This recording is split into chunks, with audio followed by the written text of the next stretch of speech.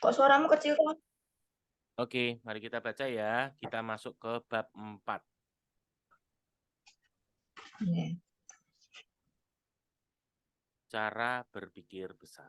Ya, silakan Bu Lia. Iya. Bab 4, cara berpikir besar. Baru-baru ini saya berbincang dengan ahli perekrutan karyawan dari sebuah industri terbesar di Amerika Serikat. Selama 4 bulan dalam setahun, wanita ini mengunjungi kampus-kampus untuk merekrut para mahasiswa tingkat akhir bagi program pelatihan eksekutif muda.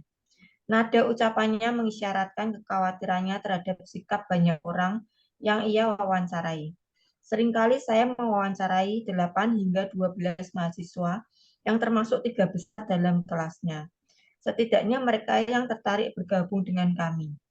Salah satu hal terpenting yang ingin kami ketahui melalui wawancara adalah motivasi individu. Kami ingin menjajaki pribadi-pribadi yang beberapa tahun mendatang mampu menjalankan proyek utama, mengelola kantor cabang atau pabrik, atau berkontribusi dengan segenap hati bagi perusahaan, jelasnya. Harus saya katakan, saya prihatin dengan tujuan pribadi kebanyakan mahasiswa yang saya wawancarai. Anda akan terkejut lanjutnya terhadap banyaknya mahasiswa berusia 22 tahun yang lebih tertarik pada rencana pensiun daripada hal lain yang kami tawarkan. Pertanyaan kedua yang sering diajukan adalah, apakah saya akan bebas bergerak? Kebanyakan mereka menganggap kesuksesan itu sama dengan rasa aman. Sanggupkah kami mempercayakan perusahaan kami kepada orang-orang semacam itu?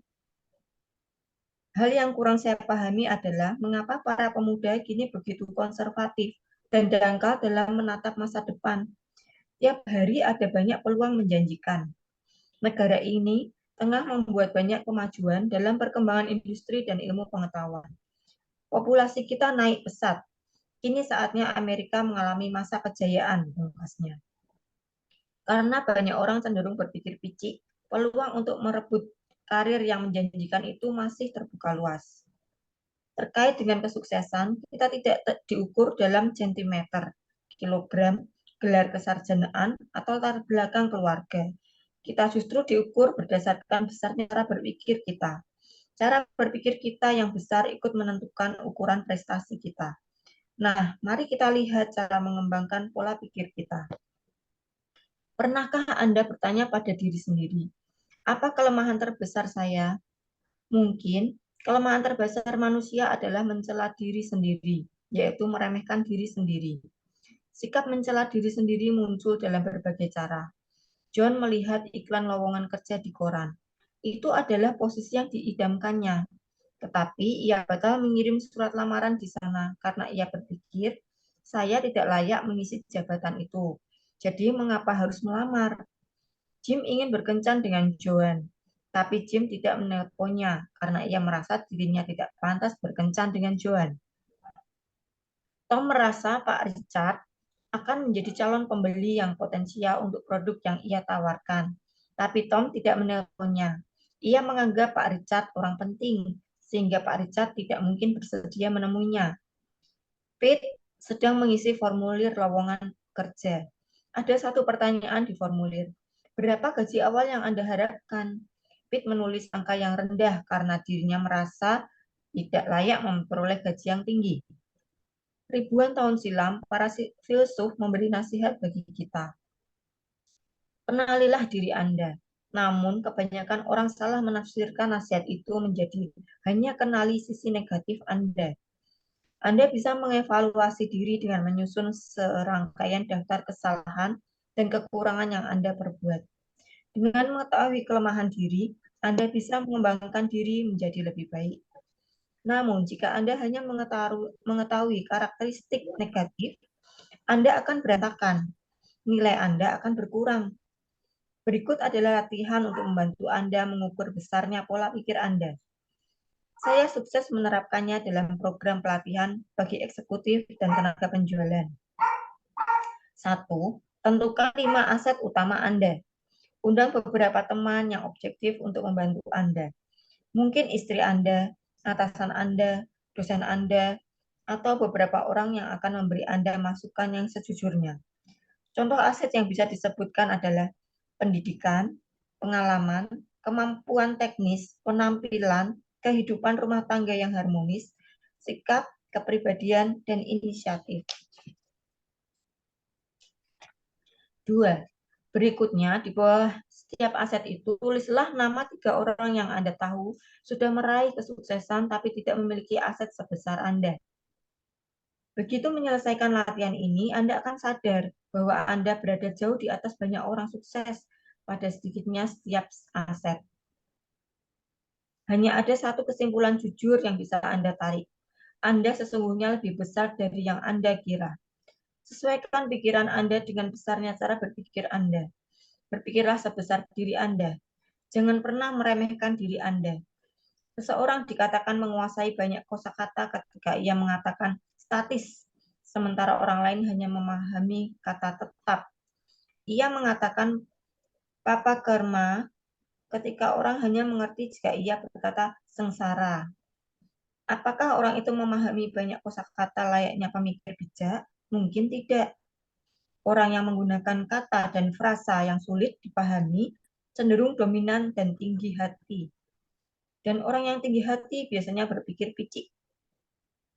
Penguasaan kosakata seseorang bukanlah tentang jumlah kata yang bisa ia ucapkan. Namun, satu-satunya yang penting dalam penguasaan kosakata adalah kesan yang ditimbulkan dari ucapan seseorang terhadap pola pikirnya dan orang lain. Inilah hal penting mendasar. Kita tidak berpikir dalam kata-kata dan frasa. Kita hanya berpikir dalam gambar dan citra. Kata-kata adalah bahan mentah dari pola pikir. Ketika sesuatu diucapkan atau dibaca, benak Anda otomatis mengubah perkataan dan frasa menjadi gambaran pikiran. Setiap kata atau frasa menciptakan gambaran pikiran yang berbeda. Jika seseorang mengatakan, Jim membeli rumah bertingkat yang baru, Anda akan melihat satu gambaran. Namun jika orang mengatakan Jim membeli rumah peternakan yang baru, Anda akan melihat gambaran yang lain. Jenis perkataan yang kita gunakan untuk mendeskripsikan benda akan mengubah gambaran pikiran yang kita lihat. Perhatikan, jika Anda berbicara atau menulis, Anda berperan sebagai proyektor yang menampilkan gambaran dalam pikiran orang lain. Dan gambaran yang Anda ciptakan akan menentukan reaksi Anda dan orang lain. Jika Anda mengatakan kepada sekelompok orang, maaf, saya harus mengatakan kita gagal. Apa yang dilihat orang-orang ini? Mereka melihat kekalahan, kekecewaan, dan kesedihan yang tersirat dari kata gagal. Namun, Anda mengatakan, ini ada cara baru yang saya rasa akan sukses, mereka akan bersemangat untuk mencoba lagi. Anda berkata, kita menghadapi masalah. Anda membangun gambaran yang terasa sulit dan tidak menyenangkan dalam benak orang lain. Anda justru harus berkata, kita menghadapi tantangan, agar yang tercipta adalah gambaran semangat dan kegembiraan. Andai Anda mengucapkan pengeluaran kita banyak, orang lain akan melihat uang mereka tak akan kembali. Ini sungguh tidak menyenangkan. Anda justru harus mengatakan investasi kita besar, dan mereka akan membayangkan sesuatu yang menuai laba. Gambaran yang sangat menyenangkan. Kesimpulannya, orang yang berpikir besar adalah pribadi yang menciptakan gambaran optimis, positif, dan berwawasan ke depan dalam bentuknya dan benak orang lain. Anda berpikir besar, kita harus mengutarakan perkataan dan frasa yang menghasilkan citra mental positif yang besar pula. Di dalam kolom sebelah kiri berikut terdapat beberapa contoh frasa yang membangun pola pikir tertekan, negatif, dan picik. Sedangkan frasa yang membangun pola pikir positif, besar, dan besar ada di sebelah kanan. Ketika Anda membaca frasa berikut, tanyakan kepada diri Anda, gambaran pikiran apa yang saya lihat? Sebelah kiri, frasa yang membangun citra pikiran negatif dan picik. Sebelah kanan, frasa yang membangun citra pikiran positif dan besar. Yang pertama, tak ada gunanya lagi kita sudah kalah. Positifnya, kita belum kalah. Mari kita coba lagi. Ada sebuah cara baru. Yang kedua, saya pernah berbisnis dan gagal. Saya sudah jera. Positifnya, saya pernah bangkrut, tapi itu kesalahan saya sendiri. Saya akan mencoba lagi. 3. Saya sudah mencoba menjualnya, tapi produk ini tidak laku. Orang tidak membutuhkannya. Positifnya, sejauh ini memang saya belum berhasil menjual produk ini. Namun saya tahu produk ini berguna. Saya akan menemukan cara untuk menjualnya. 4. Pasar sudah jenuh. Bayangkan, 75% potensi yang ada sudah laku. Kita lebih baik keluar. Positifnya, bayangkan, masih ada pangsa pasar sebesar 25%. Saya ingin ikut serta. Ini tampaknya menjanjikan. 5. Pesanan mereka memang sedikit. Kita tidak perlu menjual kepada mereka lagi.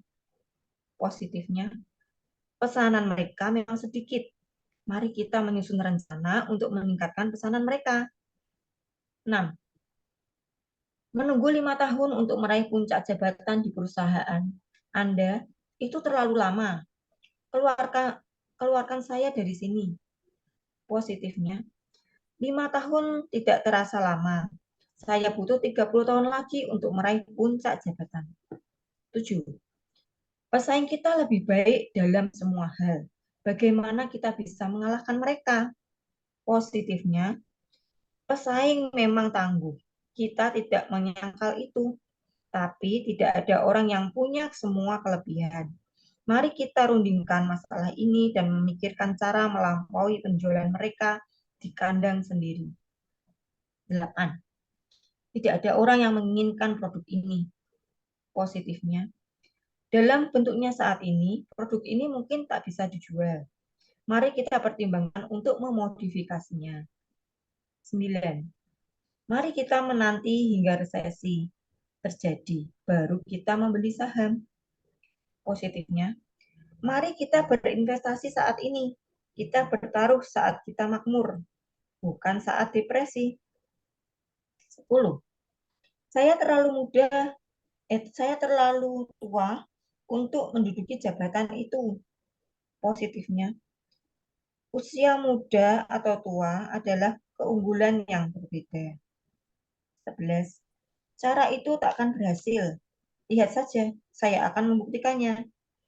Citranya gelap, suram, mengecewakan, menyediakan, dan menuai kegagalan. Menyedihkan itu salah ketik.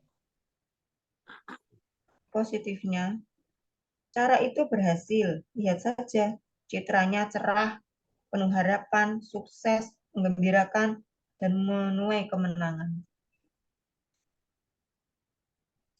Lanjut, Selesaiin dulu. 4 cara mengembangkan kosakata yang dimiliki pemikir besar. Berikut adalah 4 cara yang bisa Anda terapkan dalam mengembangkan kosakata demi menjadi pemikir besar. 1. Ucapkan perkataan dan frasa yang menyenangkan, positif, dan besar untuk menggambarkan perasaan Anda. Ketika seseorang bertanya, bagaimana perasaan Anda saat ini? Dan Anda menjawab, saya lelah atau saya sakit kepala. Andai saja hari ini Sabtu, saya merasa tidak enak badan. Diri Anda akan makin terpuruk. Praktikkan hal berikut karena meskipun perkataan ini begitu sederhana, kekuatannya luar biasa. Setiap kali seseorang bertanya, apa kabar? Atau bagaimana perasaan Anda hari ini? Jawablah dengan, sangat baik, terima kasih. Bagaimana pula kabar Anda? Atau katakan, luar biasa, atau hebat. Jika Anda merasa sangat baik pada setiap kesempatan, Anda akan merasa sangat baik dan juga besar. Anda harus menampilkan diri sebagai pribadi yang luar biasa. Banyak orang akan menjadi teman Anda. 2. Ucapkan perkataan serta frasa yang menyenangkan dan ceria saat menggambarkan orang lain. Latih diri Anda untuk mengucapkan perkataan positif sekaligus besar kepada teman dan rekan kerja. Ketika Anda dan teman Anda tengah membicarakan orang ketiga yang tidak hadir di sana, pastikan Anda memuji pihak ketiga itu dengan perkataan dan frasa seperti, "Ia orang yang hebat." Mereka bilang ia bekerja sangat sangat baik. Jangan pernah mengucapkan perkataan yang menyakitkan hati. Cepat atau lambat, orang ketiga itu akan mengetahui ucapan Anda dari orang lain, dan itu akan menjadi bumerang bagi Anda. 3. Ucapkan bahasa positif untuk membesarkan hati orang lain. Pujilah orang lain setiap ada kesempatan. Setiap orang yang Anda kenal selalu rindu akan pujian. Ucapkan perkataan yang menyenangkan hati istri atau suami Anda setiap hari. Perhatikan dan pujilah orang lain yang bekerja dengan Anda. Pujian, jika diutarakan dengan tulus, akan menjadi alat kesuksesan. Ucapkanlah, terus ucapkan pujian. Anda dapat memuji orang berdasarkan penampilannya, pekerjaannya, prestasinya, dan keluarganya. 4. Ucapkan perkataan positif untuk menyampaikan rencana bagi orang lain. Seseorang akan bersemangat ketika ia mendengar pernyataan seperti, "Ada berita baik, kita menemukan peluang emas." Namun, ketika ia mendengar perkataan seperti, "Suka atau tidak suka, kita harus melakukannya." Gambaran pikiran akan memantik rasa jemu sehingga ia akan bereaksi. Janjikan kemenangan dan saksikan mata yang bersinar. Janjikan kemenangan dan raihlah dukungan. Bangunlah istana, bukan gubuk. Oke, terima kasih Bu Lia. Ya, hari ini bacaan kita tentang cara berpikir besar ya, tentang 4 tadi cara ya untuk mengganti kata-kata ya. Ternyata di dalam kata-kata kita itu terkandung makna yang luar biasa ya. Karena begitu apa yang kita katakan itu memberikan gambaran yang langsung ada di dalam benaknya kita. Nah, mungkin dari Bu Joyce kayaknya sudah siap mau sharing. Silakan Bu Ya, Joyce. selamat pagi Pak. Ya, ya sebentar ya. Ya, selamat pagi Pak Ronald, selamat pagi Bu Lia, pagi semuanya. Pagi semuanya. Ya, pagi, Tuhan Yesus berkati. Ya, minta maaf agak sedikit telat 7 menit ini. Ya, kalau dari bacaan yang sepintas saya dengar tadi, wacana itu menggambarkan bahwa orang yang berpikir positif besar itu adalah orang yang selalu memiliki orang yang memiliki jiwa besar atau berpikir besar itu dia adalah orang yang selalu berpikir positif. Jadi intinya adalah ketika kita berpikir positif, disitulah kita memiliki jiwa yang besar secara langsung ya. Jadi dia berpengaruh secara internal kita udah berpikir besar, kita memiliki pemikiran yang positif.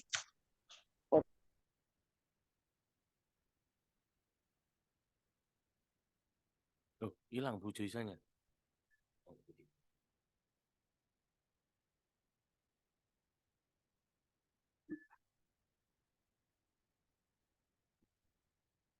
Oh, hilang. Ya Bu, silakan dilanjut. Ya, silakan dilanjut Bu. Halo. Iya, silakan. Tadi hilang. Iya, minta maaf jaringan ini. Enggak apa-apa Bu, silakan. Iya. Iya, jadi intinya adalah ketika kita berpikir besar, itu kita selalu punya pemikiran yang positif. Satu. Kemudian ketika kita memiliki pemikiran positif, otomatis dalam tindakan kita juga akan terlahir hal-hal yang positif. Contoh seperti kita punya perkataan, itu yang paling penting. Satu, perkataan kita yang positif dan menyenangkan, itu juga akan membuat kita selalu bertindak positif, terus melakukan hal-hal yang ceria, ya itu salah satu ya, terus membesar. Jadi apa yang kita pikirkan akan kita lahirkan dalam tindakan kita, seperti itu. Mungkin itu sharing dari saya pagi ini. Mantap. Seperti itu. Mantap. Iya. Pak Wibowo mungkin ada yang mau di-sharingkan dari apa yang tadi kita baca? Iya, makasih Pak Ronald. Ini saya juga terlambat. Selamat pagi semuanya. Pagi-pagi Pagi. Puji Tuhan. Ini saya Pagi, tuh Pak. ya masih ada keluarga ngumpul di sini, jadi intinya kurang konsen. Ya. Kalau saya nyambung sama ini saya Bu siapa tadi? Bu Sisi. Joisa. Lia. Bu Lia. Bu Joli. Oh, Bulia. Itu tadi memang saya ingat pernah baca buku ya. Berpikir berjiwa besar itu, amatilah pikiranmu karena itu akan menjadi tindakan atau ucapanmu. Dan itu kan, amatilah tindakanmu akan jadi kebiasaanmu. Amatilah biasamu menjadi karaktermu dan akan menentukan nasibmu. Memang pola pikir itu kunci, di mana apa yang kita pikirkan itulah yang akan bisa terjadi, baik positif maupun negatif. Mungkin bagus ini. Jadi kayak saya merefresh lagi. Berpikir dan berjiwa besar pun ada di situ. Terima kasih, monggo. Terima kasih. Dari Bulia sendiri? Ya, kalau dari saya sama ya. Ini tentang cara berpikir ini ya, besar. Karena cara berpikir itu menentukan prestasinya kita. Dan apa namanya, kita harus mengenali diri sendiri dan fokusnya jangan ke yang negatif. Fokus pada kelebihan kita. Terus untuk pemilihan kata-kata, ya, jadi apa yang kita ucapkan itu sangat berpengaruh ya. Kita mesti hati-hati saat mau berkata-kata itu supaya apa yang orang tangkap, orang pikirkan itu tetap positif. Karena salah menggunakan pemilihan kata juga efeknya beda. Ya. Membiasakan untuk berpikir positif itu tadi. Mengatakan kata-kata yang menyenangkan, yang positif, ya, yang bisa menyemangati lah. Sekian. Oke. Ya, terima kasih. Bacaan kita luar biasa ya. Oke, jadi prakteknya yang kita mau praktekkan setelah ini, kita mulai latih diri kita untuk mengganti kata-kata ya. Karena di dalam kata-kata kita itu nanti efeknya akan sangat berbeda ya. Tadi sudah ada tabelnya, makanya bagus kalau Anda bisa punya bukunya. Jadi setiap kali Anda bisa baca lagi, dan baca lagi. Oke, mungkin untuk hari yang spesial ini, Pak Bowo ya, mungkin bisa tutup dengan doa. Kita doa ya.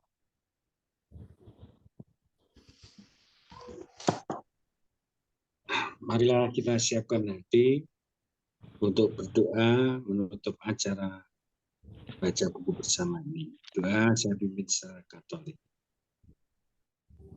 Dalam nama Bapa dan Putra dan Roh Kudus. Ya Tuhan, puji syukur kami panjatkan padamu sehingga kami bisa bersama untuk mengisi waktu di pagi hari dengan membaca bersama.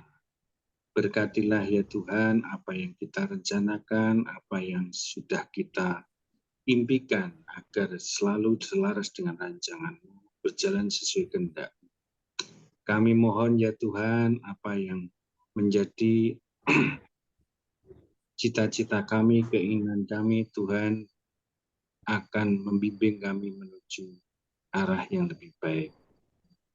Puji syukur juga kami panjatkan atas kebersamaan di pagi hari ini, sehingga kami bisa saling mengisi, saling menguatkan untuk melalui kehidupan penyiaran hidup ini. Doa ini kami selalu panjatkan dengan perantaraan Tuhan Yesus kami. Dalam nama Bapa dan Putra dan Roh Kudus. Amin. Terima kasih. Terima kasih Amin. Pak Ibu. Ya. Kita foto dulu. 1, 2. Ya, sudah lagi ya. 1, 2, cekrik. Ya. Besok ini saya minta izin libur karena besok itu saya ada acara pagi-pagi harus pergi. Oke, terus nanti Jumat ada lagi sampai Sabtu. Nah, nanti Minggu kita libur. Sekalian saya reminder untuk semuanya, teman-teman, hari Sabtu terakhir ya, ujung dari Desember. Jadi hari Sabtu itu tanggal 31 Desember. Kita akan mengakhiri tahun 2022 juga. Nah, sambil saya ajak ya, saya dorong teman-teman, ayo kita bikin resolusi. Apa sih yang kita ingin wujudkan di tahun 2023? Ya. Nah, kita kalau nggak pernah bikin resolusi, kita itu nggak ngerti nanti ngukurnya hidup kita tuh lebih baik apa enggak, gitu ya. Nah, kayak Pak Bowo, Bu Joisa, bikin nggak nih resolusi 2022?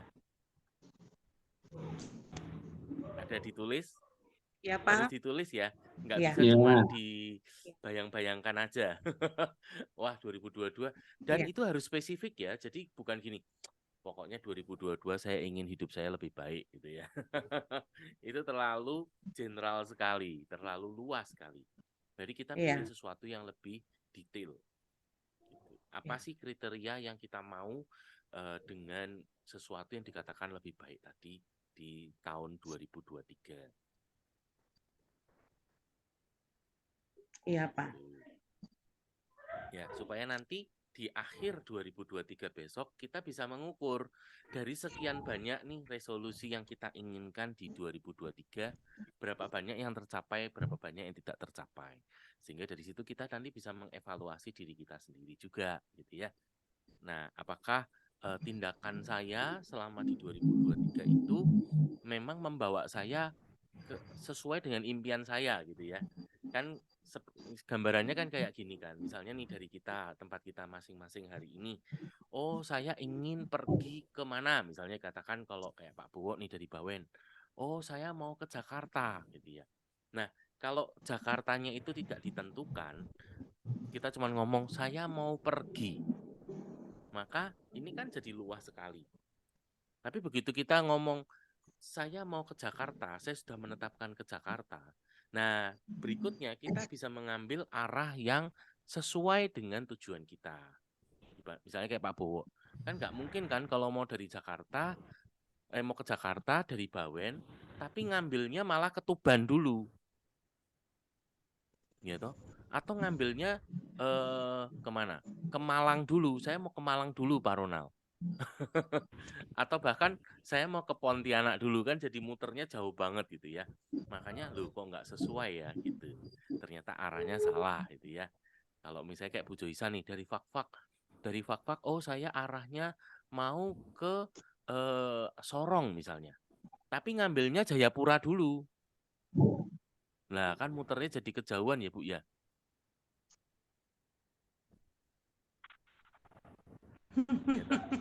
Ya bisa sih. Dari Fak-Fak ke Jayapura dulu baru ke Sorong bisa sih, tapi muternya juga lumayan, jadi lumayan jauh. Nah, pertanyaannya malah kadang, kenapa ya saya kok nggak sampai ke Sorong ya? Gitu. Nah, rupanya karena jalan yang kita ambil itu tidak sinkron dengan tujuan kita. Oke, jadi itu. Jadi buat teman-teman yang masih ngejar targetnya, kita masih punya waktu sampai hari Sabtu ya, hari Sabtu terakhir. Tapi kalau bisa dibereskan lebih dulu akan lebih baik ya, jadi tenang. Oke. Ya. Oke, mungkin itu dari saya. Terima kasih. Kita ketemu lagi hari Jumat ya. Oke, selamat pagi. Ya. Pagi. Tuhan berkati. Selamat pagi. Tuhan berkati kita semua. Tuhan berkati semua. pagi.